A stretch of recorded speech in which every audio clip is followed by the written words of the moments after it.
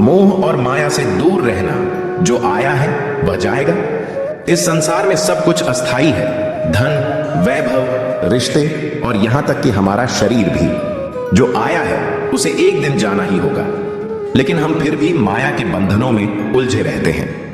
आज की कहानी एक ऐसे व्यक्ति की है जिसने इस सत्य को समझने में पूरी जिंदगी बिता दी, लेकिन जब समझ आया तब बहुत देर हो चुकी थी। यह कहानी आपको सोचने पर मजबूर कर देगी।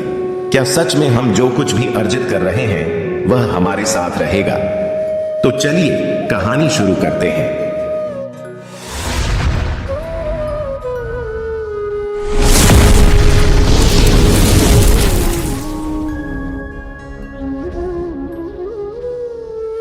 एक हवेली और उसकी रहस्यमयी माया। गांव के एक छोर पर एक विशाल पुरानी हवेली थी।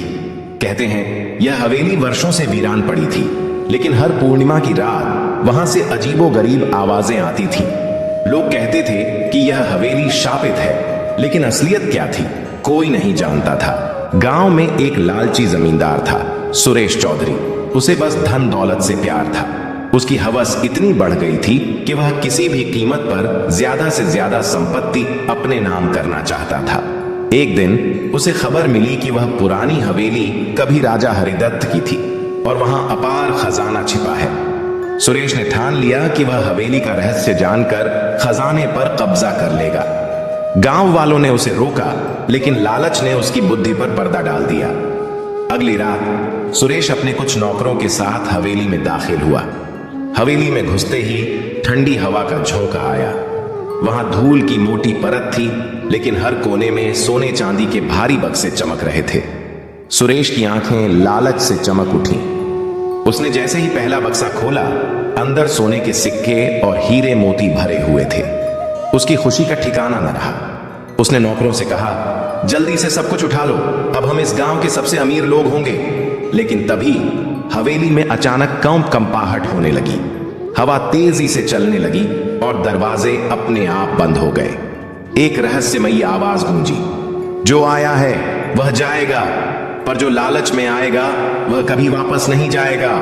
सुरेश और उसके नौकरों की रूह कांप गई। तभी उनके सामने एक धुंधली परछाई प्रकट हुई। यह राजा हरिदत्त की आत्मा थी।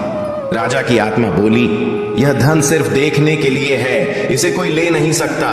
यह माया है जो इंसान को भ्रम में डालती है। मैं भी इसी मोह में पड़ा था और मेरे लालच ने मेरी आत्मा को इस हवेली में कैद कर दिया।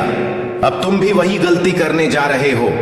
सुरेश डर से कांप उठा, लेकिन उसके मन में लालच अभी भी था। उसने खुद को समझाया, यह सब बस एक भ्रम है, मुझे खजाना लेकर भागना चाहिए। लेकिन जैसे ही उसने सोने के सिक्के उठाए, उसके हाथ सुन्न हो गए। अचानक उसकी पूरी दुनिया घूमने लगी। उसे दिखा कि वह बूढ़ा हो चुका है। उसके पास दौलत तो थी, लेकिन कोई अपना नहीं। उसकी पत्नी, बच्चे सब उसे छोड़कर जा चुके थे। हवेली के बाहर खड़े लोग उसके बारे में बातें कर रहे थे। सुरेश चौधरी ने पूरी जिंदगी पैसा कमाने में लगा दी, लेकिन मरते समय उसके पास कोई नहीं था। सुरेश को अचानक एहसास हुआ कि वह एक भ्रम में था।